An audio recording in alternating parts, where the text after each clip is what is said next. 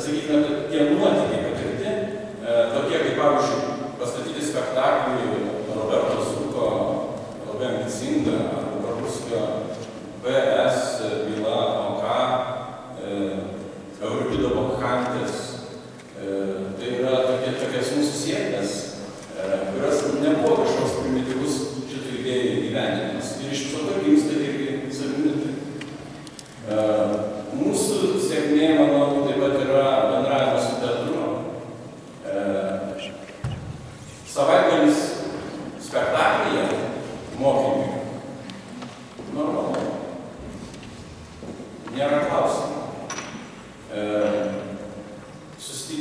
teatro kūrėjus, renginiai, aišku, na ir tam tikri leidiniai iš to išplaukia.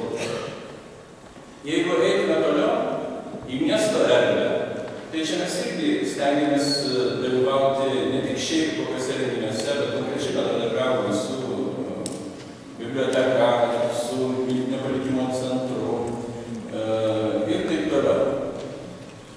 Keliaujant dar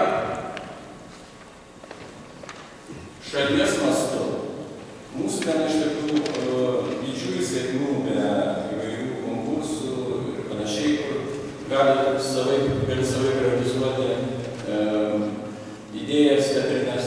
Tai vienas iš tokių, manau, sėkmingiausių dalykų tai yra jau 8-asis, tai yra 16 metų organizuojamas Respublikinis jaunųjų dramaturgų konkursas. Galbūt yra ir mokytojai, kurių mokiniai šiame konkurse yra dalyvavę ir dalyvaus rytoj bus baigiamoji šventė pas mus Panevėžyje. Na ir galų gale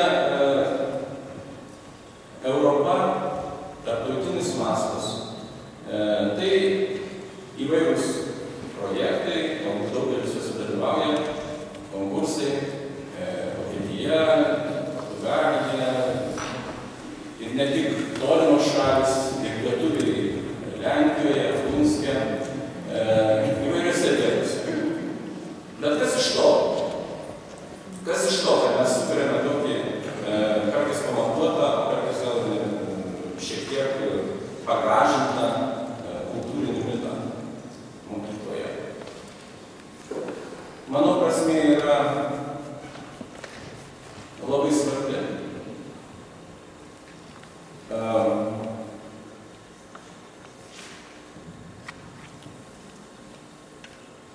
Šitas gyvenimas kultūroje, aukštoje kultūroje, mokykloje, mano galva, šiek tiek išvaduoja mokinius nuo kartais tokio beprasmiško, ar sakykime, mokymosi beprasmiškumo. Nepaslaptis, kad kai kada mes mokomės, na taip, dėl pažymio, dėl egzamino, dėl to jau minėto Klaipėdos mokyklos direktoriaus pragmatizmo,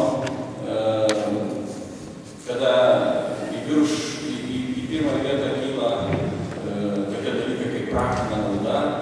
Pirmiausia, juk dabar jeigu paklaustume savo mokymo, kas norėtų mokytis vokiečių kalbos dėl to, kad perskaitytų Rilkę, kaip vienas Selčerio novelės herojus.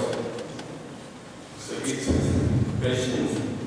Tai va toks pragmatizmas mums būtų įdomesnis, iš tikrųjų.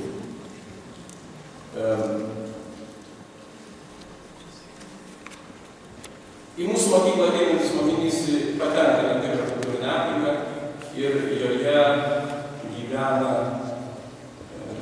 kūrė, džiaugiasi ir manoma, kad patiria smagių akimirkų.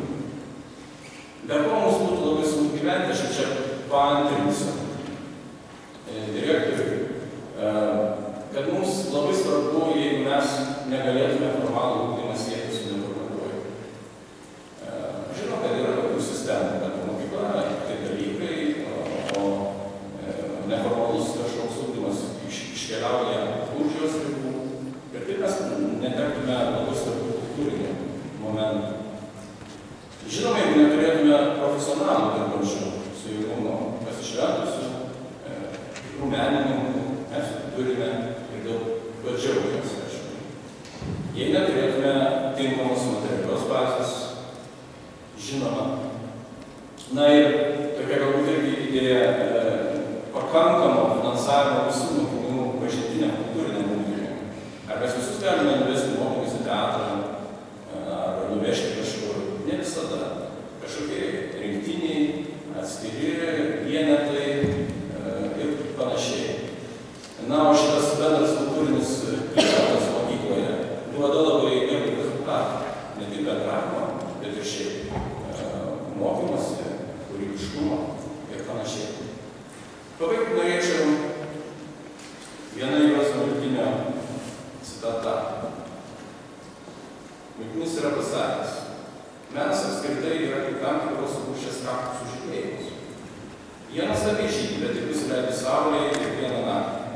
Palankies tekant saulėje žiedas vėl susiskleidžia ir kaip nieko nebūtų. Iš ryto pabudęs saulė net nežinoti, kad kaktusas žydėjo. Į meną reikia svertis, reikia laukti, kol jis pražys.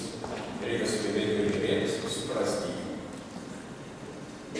Tai mūsų tas kultūrinis kelias yra tarsi kvietimas rengtis, pastebėti, pagauti tą momentą, estetinį, dvasinį, kada tas kaktusas pražys. O tam reikia ruoštis. Dėl to ir kviečiame, siūlome, kad kultūrinis momentas ir strateginėse planuose būtų ypatingai sureikšmintas, kaip vienijantis visą ką apskritai daro žmogus.